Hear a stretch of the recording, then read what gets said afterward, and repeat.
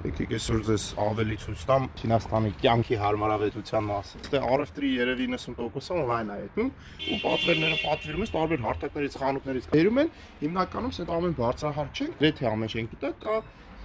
այդ հավաքագրման տեղը էլի օֆիսը։ Հիմա ժամը 8:00 է, դե բարձր ժամին չեն աշխատում, բայց դու կարաս գիշերվա ժամը 3-ին էլ գաս։ Ու տեսեք ինչ հետաքրքիր բան կա, որ դու սկան եմ անում։ 4 հատ ապրանք են ցույց տալու, կապույտ լույս է մերում։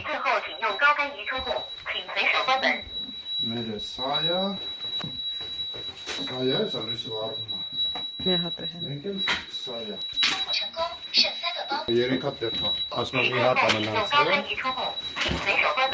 Գնացինք, ստեղ սխնում ենք,